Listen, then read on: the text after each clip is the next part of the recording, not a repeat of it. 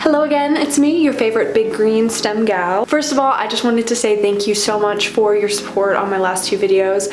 I got literally dozens and dozens of DMs from girls all across my campus and other campuses, either saying how much they relate, how frustrated they were during rush, or that seeing my video made them rethink the rush process. And every single one of those messages meant so much to me, and I'm really glad that this is a conversation we can have. If you didn't watch those videos, I'm talking part 1 and part 2, go do that right now. Pause. Get context, no spoilers, go now. I left you guys on a little bit of a cliffhanger there. Despite how much the rush process rocked my world the first time around, decided to go for it again. The first two videos in this series were a combined over half an hour long, and while I certainly probably could do that again for this second attempt or whatever, I simply cannot and I will not. I am exhausted. It was almost as physically and mentally draining as it was the first time around, and I'm just simply not recovered from that yet. But I feel like I owe you guys an update, and I honestly just want to get this video out there so I can just leave all of rush and the shittiness of that system in my past forever. I will say though, I am planning on doing a Q&A next week, next Friday. I post on Fridays now, I guess. So if you have any questions at all about something I mentioned in this video, or just like literally anything, drop a comment down below, message me on Instagram. Actually, you know what? Pause this video right now, go down to the comments and ask a question. Like, actually do it, please. I need content. Okay, let's talk about it. So I went into rush as a junior thinking it would be easier. Juniors don't count towards quota, so they don't have to compete with sophomores for spots in the house. Juniors know more girls in the houses. I had friends vouching for me in several houses, and I'd done all of this before, like no surprises. I knew what to expect, even if it was on Zoom. So I went in optimistic. In terms of a house, I'm a junior. I'm more than halfway done with my college experience, so I wasn't rushing to just screw around. I wasn't rushing for clout or validation or anything like that. I went in wanting a steady community. I feel so detached from Dartmouth right now, and I just really wanted like a group of people that I could grow with and get to know over the next few months, so that when I finally do go back to campus, a normal campus, I can just dive right in and feel like I already have a steady base. Because the last time that I was like vibing on campus, the 19s were there. Next time I'm vibing on campus, the 25s will be there. Like, that is a huge jump. I'm not gonna know anybody next time I go back to like normal Dartmouth, like completely normal,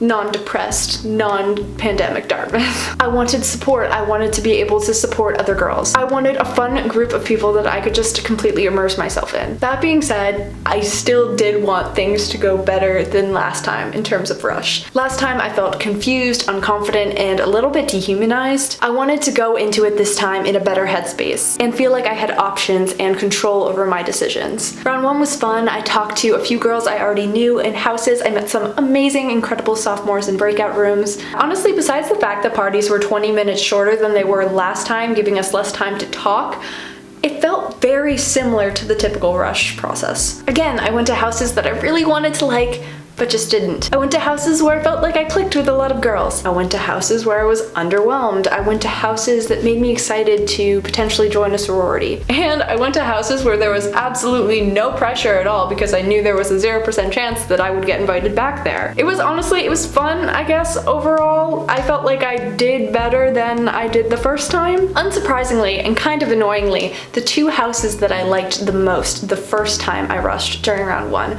were also the two houses that I liked the most this time when I rushed during round 1. And I was super annoyed by this, because I knew that if I didn't get invited back to one or both of those houses for round 2, like that would upset me, because I felt kind of attached to the idea of those places. I felt so good in those conversations. The other houses are fantastic, but I never felt as comfortable and excited and supported as I did in these two houses. I know that's kind of saying a lot for a 35-minute conversation, but times 2. I did it twice. Long story short, flash forward to the day where we get our round 2 schedules. I only got invited back to one of those two houses. I also didn't get invited back to a few spaces where I knew I had like multiple people in that house like looking out for me and advocating for me. And to be completely honest, I was a little bit emotional that day. Like, not nearly as emotional as I was the first time I did it. Not even close to that. I think I was just really confused because I felt like I did a lot better than I did the first time. And even with people pulling for me, it didn't work out. But honestly, I recovered from that fairly quickly. I had gotten invited back to one of my top 2 houses, and I was pretty much set on going all in on that one house. And I did. I'm not gonna bore you with all the details of round 2 and pref night. Honestly, I don't really have the energy to, but I was really just out there trying to get that bid. I realized very quickly this time around that Rush is truly so heavily based on connections. So I reached out to like everybody I could think of in that house and was just like, hey, I had so much fun at your house. Really nice time at your house. I like your house. There's nothing I wanted out of the sorority that this house couldn't give me, and I genuinely felt like I would be a good fit. Yay for Hannah. And before I continue, again, I want to take a moment to reflect. Like I said, I genuinely went in this time around thinking that it would be easier as a junior. Like I said, they typically don't count for quota, you know more people in the house, you have people advocating for you. And in my defense, it typically genuinely is easier for juniors during Rush. However, this year, the Inter-Sorority Council and the Rush chairs at each house silently passed a new rule into the bylaws that now include juniors in Rush quotas. And I say silently because when I went to like my pre-Rush information session, this was a question that was specifically asked, and the president said that no, juniors would not be included in quota. So something changed in those months. Sophomores are definitely preferred during Rush. They're younger, they'll be in the house longer, especially in a year like this where 23s only have one chance to Rush as a sophomore. I can totally see why so many of my friends ended up telling me that houses were pretty hesitant to take juniors. This year, juniors were genuinely competing with sophomores for spots, and I wish I knew that going in, because that was just a surprise that I was not ready for after round 1. And other juniors that I've talked to who dropped out said the same thing. They say they wish they knew. And the numbers check out. I know about 20 girls, at least, who are juniors who signed up to Rush this year, and I have not found a single house on campus that took more than 1 or 2 juniors. If I had to guess, I'd say that maybe 50% of juniors who rushed this year ended up getting a bid. The ISC holds office hours, and I decided to go one day and just like straight up ask them like why they made this rule change,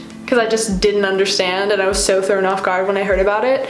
And they basically said it was for equality, like it would ensure that each house gets the same number of girls, because juniors in the past were just kind of able to, in the eyes of the ISC, like bypass the Rush process by just going wherever their friends are, like obviously. And it would make sure that juniors no longer have an advantage. In my opinion, I think the juniors' advantage from before just kind of leveled the playing field. Like I said, sophomores are a lot more appealing during Rush, and if juniors are rushing, it means they've already lost out on a lot of time with that house, and honestly I think they should maybe get that advantage. Moving forward, like juniors very well could be at a disadvantage unless it's something that Rush chairs like actively look out for, which kind of sucks for the over 100 sophomores that rushed this year and then ended up dropping and might want to try again next year. So I'm really happy and excited about the house that I ended up in, and even more so knowing that probably less than a dozen juniors this year even ended up getting a bid at all. That being said, I am so glad that this is finally over. I'm glad so many people connected with my open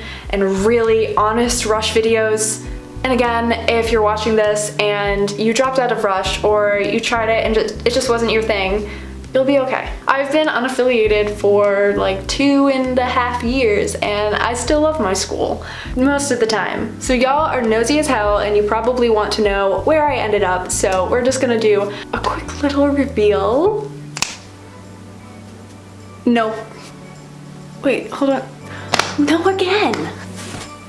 I'm totally kidding, we don't even have Alpha Chi. Or at least not that kind of Alpha Chi. Plot twist, I didn't get a bid. I joined Alpha Z Delta, yay! It's been only like 3 days and it's a pandemic, so I don't have any gear or anything yet. I don't even have a bid card because it was all virtual, but I like printed out the picture they sent me saying that I could join. Woo! But yeah, that's it. Thanks for watching this video. Subscribe. Thanks for sticking with me. Drop some questions down below for the Q&A next week. I love you guys. Oh, we're intimate now, I guess. My name is Hannah. Thank you so much for watching. Bye!